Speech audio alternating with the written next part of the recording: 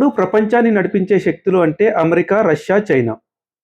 మరి ఇండియా ఒక పెద్ద జనాభా ఉన్న దేశం మాత్రమే. కానీ 2026 తర్వాత ప్రపంచ రాజకీయాలు వేగంగా మారుతున్నాయి. ఇప్పుడు పరిస్థితి ఏమిటంటే అమెరికా కూడా ఇండియాను ఇగ్నోర్ చేయలేని స్థితికి వచ్చింది. ఎందుకు? అసలు ప్రపంచం వెనుక జరుగుతున్న గేమ్ ఏంటి? ఎందుకు ప్రతి ప్రపంచ నాయకుడు ఇప్పుడు ఇండియాతో స్నేహం పెంచుకుంటున్నాడు? ఎందుకు అమెరికా కంపెనీలు చైనాను వదిలి ఇండియాకొస్తున్నాయి?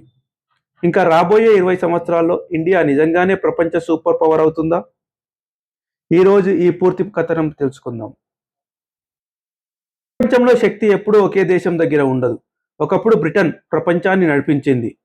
తర్వాత అమెరికా వచ్చింది. రెండో ప్రపంచ యుద్ధం తర్వాత డాలర్, టెక్నాలజీ, మిలిటరీ అన్నీ అమెరికా చేతుల్లోకి వెళ్ళిపోయాయి. కానీ గత 20 సంవత్సరాల్లో చైనా ఊహించని వేగంతో ఎదిగింది. ప్రపంచ ఫ్యాక్టరీగా మారింది. అమెరికా కంపెనీలన్నీ చైనాలో తయారీ మొదలుపెట్టాయి. యాపిల్ నుంచి టెస్లా వరకు. కానీ కరోనా తర్వాత ప్రపంచం ఒక్కసారిగా షాక్ అయింది. ఎందుకంటే ప్రపంచం మొత్తం ఒకే దేశంపై ఆధారపడడం ఎంత ప్రమాదమో అర్థమైంది. అప్పటి నుండే అమెరికా కొత్త భాగస్వామిని వెతకడం మొదలుపెట్టింది. ఆ పేరు మన ఇండియా. ఇండియాలో ఏముంది? ఎందుకు ప్రపంచం ఒక్కసారిగా ఇండియాపై దృష్టి పెట్టింది? మొట్టమొదటిది జనాభా. ప్రపంచంలోని అతిపెద్ద యువ జనాభా ఇండియాదే, యంగ్ ఇండియా. రెండవది technology talent. Google CEO, Microsoft CEO, ప్రపంచ ఐటీ రంగాల్లో ఇండియన్స్ ప్రభావం ఎంత ఉందో ప్రపంచానికి తెలుసు. మూడవది డిజిటల్ రెవల్యూషన్, అదే మన యూపీఐ. ప్రపంచంలోనే అత్యంత వేగంగా పెరిగిన డిజిటల్ పేమెంట్ సిస్టమ్. అమెరికా కూడా ఆశ్చర్యపోయే స్థాయిలో. నాలుగవది ఇండియా మార్కెట్. 140 కోట్ల జనాభా. ఇది కేవలం జనాభా కాదు, ఇది ప్రపంచ కంపెనీలకు ఒక బంగారు మార్కెట్. అమెరికా నిజమైన భయం ఏమిటంటే చైనా. చైనా కేవలం ఒక దేశం కాదు, అది ప్రపంచ ఎకానమీని కంట్రోల్ చేసే స్థాయికి వెళ్తుంది. Semiconductor supply, rare earth minerals, manufacturing, shipping roads అన్నింటినీ చైనా ప్రభావం చూపెడుతుంది.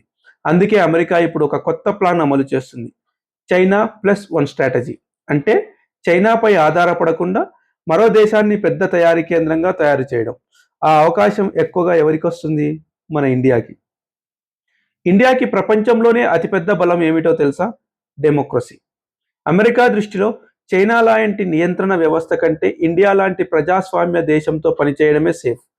మరో పెద్ద విషయం, ఇండియా ఏ ఒక్క దేశం వైపు పూర్తిగా వెళ్ళదు. అమెరికాతో స్నేహం చేస్తుంది, రష్యాతో కూడా సంబంధాలు కొనసాగిస్తుంది, మిడిల్ ఈస్ట్తో కూడా బలమైన బంధం పెంచుకుంటుంది. ఇదే ఇండియాలో అసలైన స్ట్రాటజీ, బ్యాలెన్స్ ఆఫ్ పవర్. అందుకే ఇప్పుడు ప్రపంచం ఇండియాను ఒక గ్లోబల్ స్వింగ్ పవర్గా చూస్తుంది. రాబోయే 10-20 సంవత్సరాల్లో ఇండియా ఎదుగుదల ఇంకా వేగంగా ఉండొచ్చు. ఎందుకంటే ప్రపంచ కంపెనీలు ఇండియాలో పెట్టుబడులు పెడుతున్నాయి. Semiconductor plants, defence manufacturing, AI startups, electric vehicles, space technology, ప్రతి రంగంలో ఇండియా ముందుకు వస్తుంది. హైదరాబాద్, బెంగళూరు, చెన్నై ఇప్పుడు ఇవి కేవలం నగరాలు కాదు, ప్రపంచ టెక్నాలజీ మ్యాప్లో కీలక కేంద్రాలు. కానీ ఒక నిజం గుర్తుంచుకోండి, సూపర్ పవర్ అవడం అంటే కేవలం డబ్బులు కాదు, డిసిప్లిన్, ఇన్ఫ్రాస్ట్రక్చర్, ఎడ్యుకేషన్, ఇన్నోవేషన్ ఇవన్నీ కలిసి రావాలి. ఇండియాకి అవకాశం వచ్చింది, కానీ దాన్ని ఉపయోగించుకోవడం మన చేతుల్లోనే ఉంది. ఒకప్పుడు ప్రపంచం ఇండియాను డెవలపింగ్ నేషన్గా చూసింది, కానీ ఇప్పుడు ఫ్యూచర్ పవర్గా చూడడం మొదలుపెట్టింది. రాబోయే కాలంలో ప్రపంచాన్ని ఎవరు నడిపిస్తారన్నది కాదు, ఇండియా ఎలాంటి నిర్ణయాలు తీసుకుంటుందన్నదే ప్రపంచ రాజకీయాల దిశను మార్చబోతుంది. ఎందుకంటే 21వ శతాబ్దపు అసలు కథ అమెరికా వర్సెస్ చైనా కాదు, ఇండియా ఎలా ఎదిగిందన్నదే. Thank you.